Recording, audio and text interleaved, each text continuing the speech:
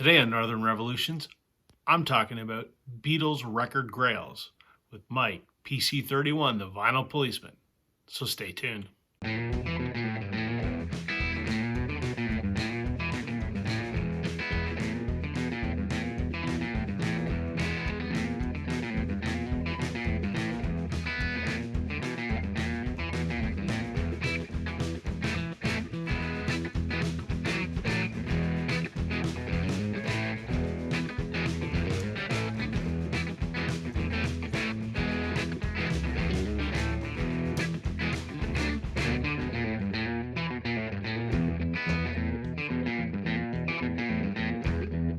All right, everybody, please welcome Mike, PC31, the vinyl policeman, my friend from over in England.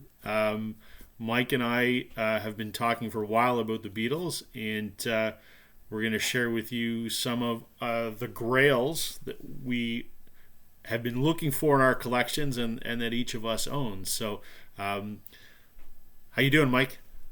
Yeah, really great, Rob. Great, fantastic to speak to you. I've been looking forward to doing this with you, and of course, this is Revolver Day, so Absolutely. we're all excited in the Beatles And community. neither you nor I have our box sets yet because No, of shipping delays. I've been Amazoned. Yeah, Yeah, and I've been just delayed by customs and shipping from the U.S. So yeah, we'll have to wait a few more days to get our reactions on those. yeah. I'm afraid so. I'm afraid Yeah. so. So you've got a couple grails you want to share with us, and so do I. So what tops your Beatles grail list? Well, I've got several Beatles growls, and I guess one of the ones at the top would be the Butcher cover. And obviously, first state would be absolutely fantastic. Second state would be good, but third state would be just as good. Would Great. would, And would fill the need? in the UK, we don't tend to see the butcher cover. So when you go to record fairs and market stores and shops and things, the butcher cover just really we just don't see it over here. And when it does pop up, it's an awful lot of money. So Right. that's something which is missing from my Beatles collection. Well, that's what I've always wondered that because it's an American release. I mean, in general, do people in the UK care about the American releases? I mean, my perspective being in Canada is, I mean, I grew up listening to records and getting into this in the early 90s. And while I had the Canadian versions, which are similar to the American ones, I grew up on the CD versions, which is the original UK Sure. catalog, which is my preference because that's how the band intended the music to be. But my long way of asking, do people care about the American albums in England other than just the Butcher cover? Oh, they do. Yeah, Real Beatles collectors in the UK, do tend to collect US copies as well. interesting. And we're kind of very aware of the fact that a lot of the Capitol kind of presses are very bright, quite Right. reverby, and Yes. they are different sonically to what we hear in the UK. Yeah, for a Beatles collector in the UK, the first port of call is the UK mono pressings, Right. and then you go stereo pressings. But you want to actually get those things from the US and rare ones from Canada, Germany, from around the world. And I mean, in my collection, I've got quite a lot of US, Canadian. I've got Singaporean, Hong Kong, various ones. Right. So you do want to track down other Beatles things from around the world. Because obviously, from a Beatles point of view, they didn't actually make that many studio albums. Right. And so we want to delve deeper, and that means going into presses from around the world, etc. So, answer to your question, yes. Interesting. Yeah, I've yeah. I mean I have all of the Canadian ones obviously because this is where I live and I have all the original ones. Some of them were my father's. He bought them the day that they came out in the 60s, so I have those and I rounded out the ones I was missing. And as I've mentioned in some of my other videos, I'm working to collect the original mono UK first presses because I said that's how the band intended the music to be. So from a Mm, sort of historical artifact standpoint, I'm looking for those as well. sure. On your subject of butcher covers, Uh-huh. I have one. So There it I'll take is. it out of the sleeve so it shows up a little better on camera. So this is obviously a third state mono. For Sure. people that aren't familiar with when we say first state, second state, and third state, a first state is a butcher cover that has never had a slick applied to it. A second state does have the trunk cover pasted on the front of it, but has never been peeled. And a third state has been peeled. These are the most common, the peeled ones. This is a mono pressing from, I believe this was the plant in LA, where this one came from. When I started collecting records in the early 90s, and the Beatles were obviously my gateway, this was my holy grail. This was the one that I always wanted. Never thought I would get one. I had never seen one in person until I snagged this off of eBay. And this was just one of those lucky finds that it was posted at the right time, and I placed an offer at the right time, and they accepted it. I got this 10 or 12 years ago, I think, and I paid $100 for it, which, Wow. I mean, is some of the most I've ever paid for a record, but it's a butcher cover. It's in rough shape. Part of the original slick is still on this here, and I'm going to leave it there. I'm not going to finish the peel. The cover is split in some places. It has the original ad sleeve that's inside it. Wow. It's got that.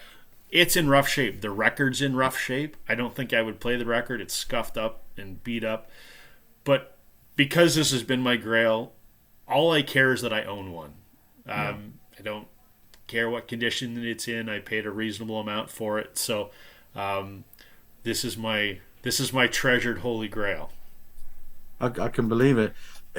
For a UK collector, if you do manage to get hold of one of those, they tend to go on the wall anyway. They tend to be framed and put on the wall as something to treasure. Yep. So again, the actual condition doesn't tend to be the be all end all kind of thing. But no, that's definitely a grail for me, which I must get one, Rob. One of these days, man. Hopefully we can. One of these days. Hopefully we can find one. I've only ever seen one other one in person. It was a second state at a record show, and a guy wanted like $1,000 for it. Right. So was that very long ago? That would be about 4 or 5 years ago. Okay. Yeah. I didn't even think about buying it, because if I spent $1,000 on a record, I'd be divorced. So great stuff. So that's my first one. So how about you, Rob? Give me one of your grails. My grail now is a UK first pressing of Please Please Me mono, the black and gold Parlophone label, which for anyone that has the mono box set, that's what it's a replica of.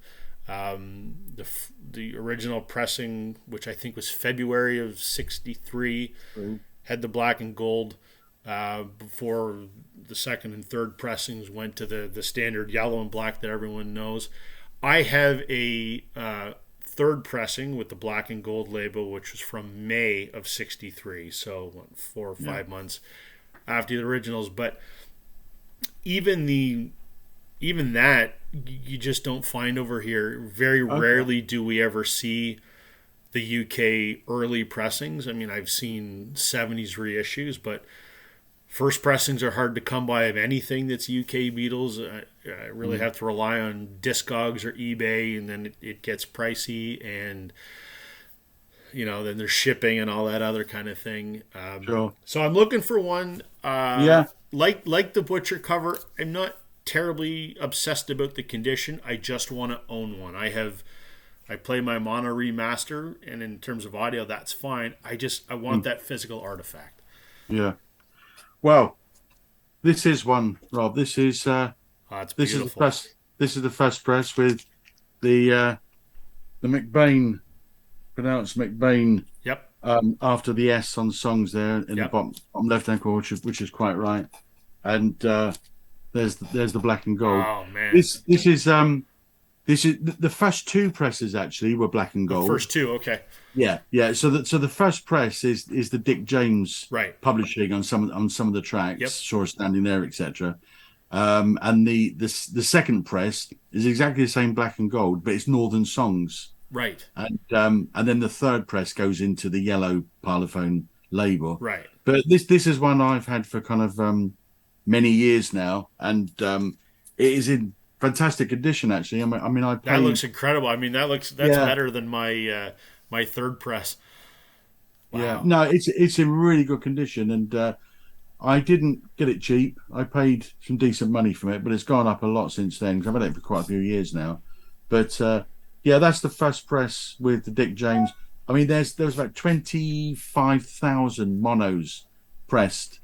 From a stereo point of view, you're looking at a totally different thing. Right. There are only about 900 Right. stereos in the world, and Right. I've touched a few at auctions, but the prices have just gone absolutely insane. So that's a good mono there. One of my other grails actually is to get a second press with Northern songs Right. on it. But I've got a third press, which is also sorry, that one. I've got a third press. I think I've got all the presses of Please Please Me mono up to about number 6. Number 7's quite a rare one. Wow. But the genuine third press has still got the McBain on the cover past the S in songs. Yep. I don't think you can see that Yep. there. Mine does as well. Yeah, great. Yep. And then the back you've got the big 33 and a third. Yep. And you've got the little 33 and a third. Yep. And with those, I think there's about 5,000 of those pressed. So that's Really? yeah. That's less than I would have expected. Yeah, that's quite a rare record, and this is also so very very good condition. I spent a while tracking this one down, Wow. but I believe there are only 5,000 of those. You see different stories. Yeah. Then the fourth one goes up to about 25,000 mono pressings, Right. and then the fifth one you get into some big numbers, Sure. 180,000 or so. But yeah, so the second press, the Northern Songs, is the one I'm after. But yeah, the first one, I hope it's picking it up okay. But yeah, Yeah. that's the black and gold. Oh, that's.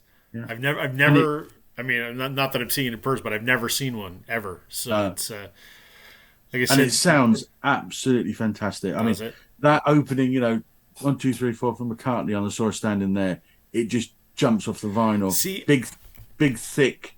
I lump of want vinyl. I want that experience of hearing.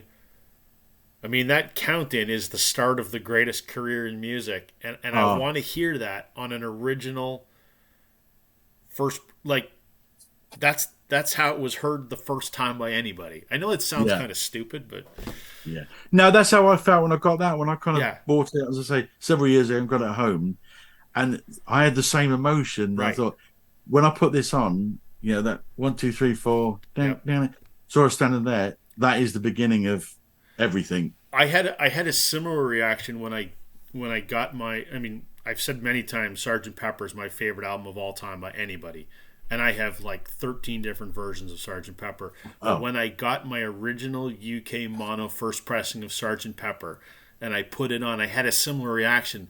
Yeah. This was how Sgt. Pepper was heard the first time, and I mean, maybe I'm being totally nerdy, but to me, there was just something about that experience. It was just. Yeah.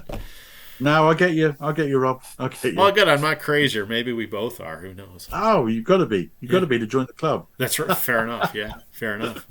What else? What else do you have on your Grail list? I guess another one would be, and again, it's a pretty rare one in the UK, but it would be the VJ, introducing the Beatles. Right. That's one which I've actually got a forgery, which I bought it with the knowledge that it was a forgery. I knew what a forgery was. This is the stereo one. Yep. And as I say, I bought it with the knowledge that it was a forgery because the Beatles is below the center hole there. For folks that don't know, these were highly pirated for years. You almost need an online resource to check all the boxes to make sure the one you're thinking of buying is legitimate, because the fakes vastly outnumber the originals. Yeah, for sure. But this is, as I say, a fake, but it's a great sounding fake. Actually, it's nice.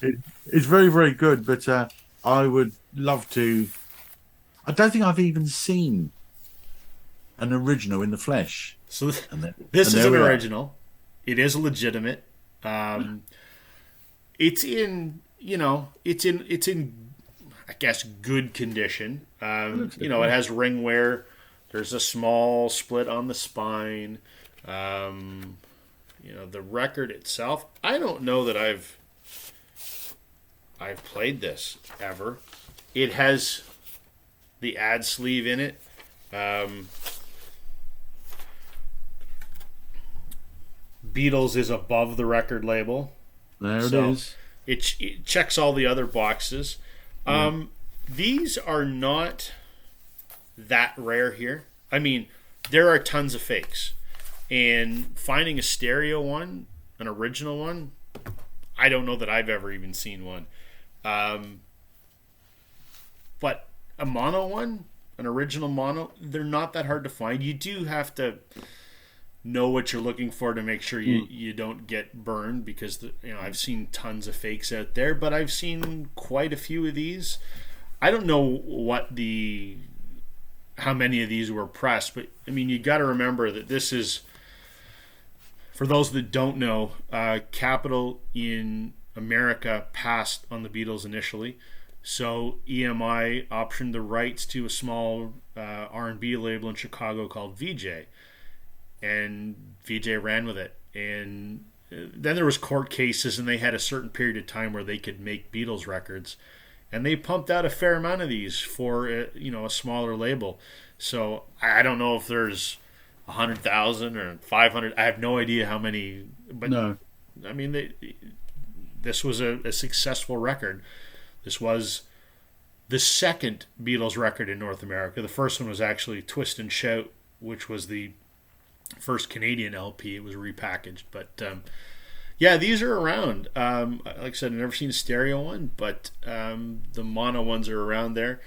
There's two different versions of the track listing on the back, because they changed the track listing. I don't know if this was the second pressing or the third pressing or whatever, but they are around, and it sounds really good. What's the track listing on that one then, Rob? What's the opening track? So this one, so Okay, I think because they the other swapped. one I think is it's got "It's Love Me Do," isn't it? Yeah, so I think they changed "Ask Me Why" and "Please Please Me" to Right. something else.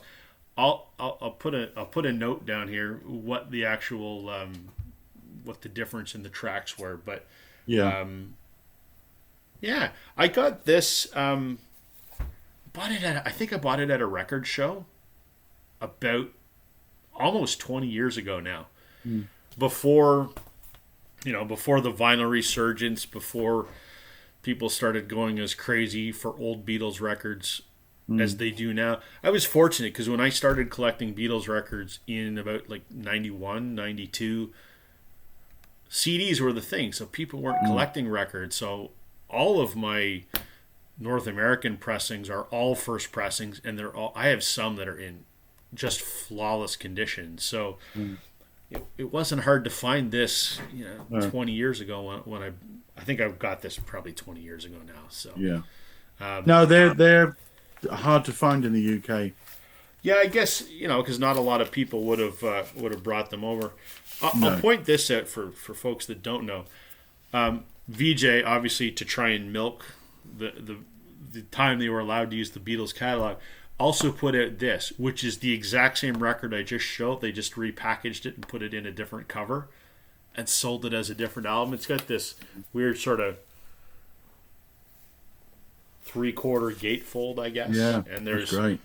some silly pictures on the back, but Yeah. it's the same record. It you used the same master tapes, and you find these around too. They're bootleg, or they're counterfeited as well, but it's relatively easy. The originals are around, are they? They're Yeah. around. I mean, they're easier to find than Introducing the Beatles. This is called Songs, Pictures, and Stories of the Fabulous Beatles.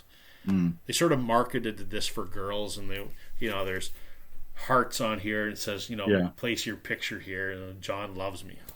Yeah. Whatever. Capitalize on the girls going nuts over the Beatles, but This is a little easier to find, but you can still find both of these with a little bit of looking. I've seen introducing the Beatles legitimate copies at record shows. They're scarcer than some, but you see them a few times a year. They're not that hard to find. Yeah. No, I'd love one of those, Rob. The other one I'll just mention really, really quick, since we're on the subject of Beatles on VJ.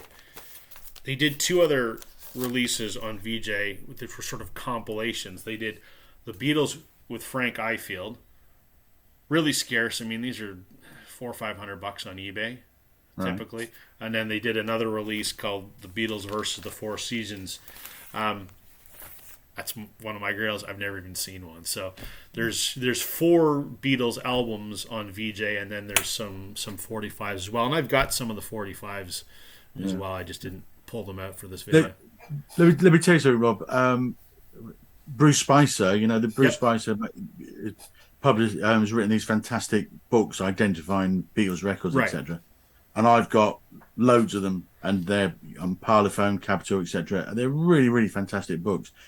The one book I think which is so expensive here and that I can't track down is the VJ one. I haven't seen it. I haven't seen it here either. No.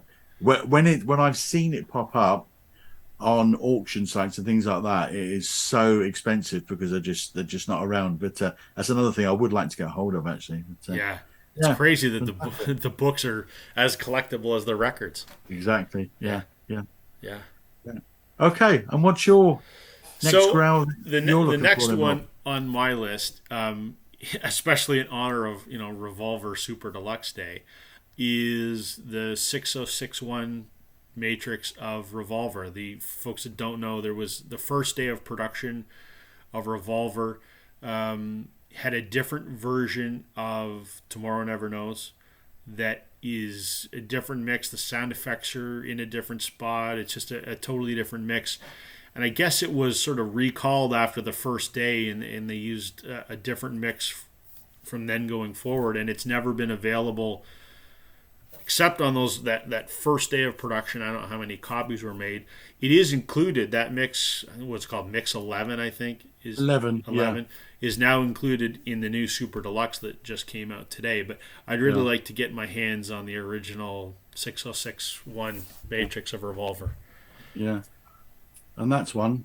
This is so my particular one is, so it's 605-2 on side 1 and the 606-1 on side 2. Yep. With, as you say, Tomorrow Never Knows, mix number 11. I mean, that's what. Wow. That's one of my, it's in great shape. That's what. Yeah, it's really good shape actually. And does Mix 11 sound that much different?